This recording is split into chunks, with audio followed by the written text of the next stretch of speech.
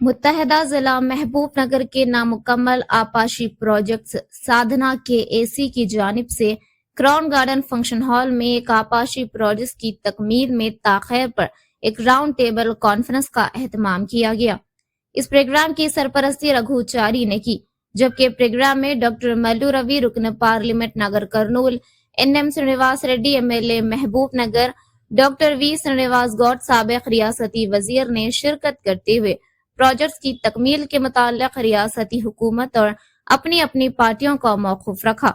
इसके अलावा मुख्तलिफ सियासी कमेटियों के कायदीन संजीव मुदिराज, सदर जिला कांग्रेस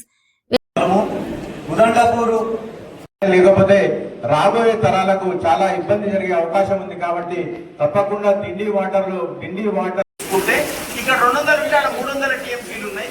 నాగార్జున సాగర్ గొట్టి ముక్కుల లిఫ్ట్ ద్వారా వాళ్ళు సులభంగా తీసుకుపోవచ్చు.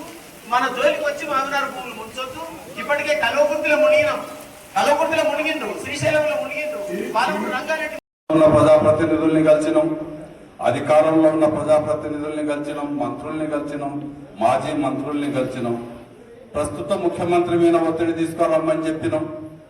అదేవిధంగా మీరు గతంలో చేసిన పొరపాట్లు ఏమన్నా ఉంటే వాటిని ప్రజల ముందు చెప్పండి అని కూడా విజ్ఞప్తి చేసినాం.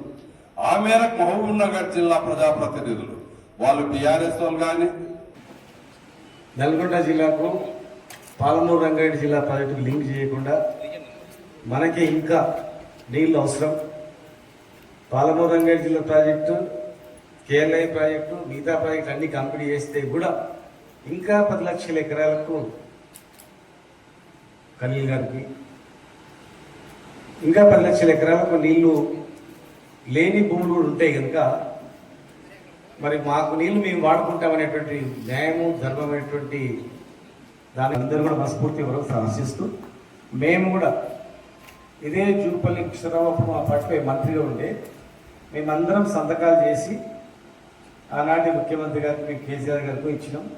సార్ ఢిల్లీ నుంచి వేరే SLBC ఉంది, SLBC నుంచి మీరు అయితే కేంద్ర ప్రభుత్వానికి కావచ్చు, కేంద్ర ఏజెన్సీస్ కావచ్చు, లెండింగ్ ఇన్స్టిట్యూషన్స్ కావచ్చు, మనం ఏదైతే రిపోర్ట్స్ పంపుతామో అది నిజాయితీతో కూడిన రిపోర్ట్స్ అయి ఉండాలి.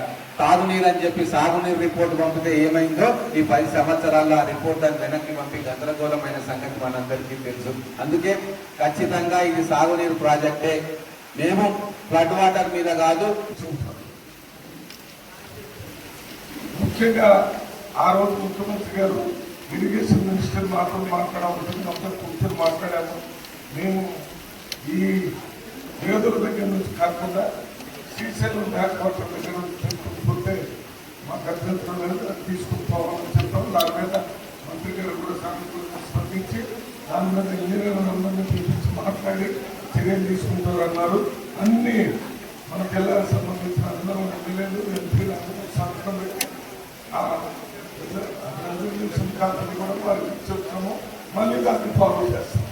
ఫాలో చేయడానికి మా ఎల్ఆర్ శ్రీనివాస్ రెడ్డి గారు నిప్పుగా ఉన్నారు కాబట్టి వారు కాంటాక్ట్ చేస్తే మేమంతా మన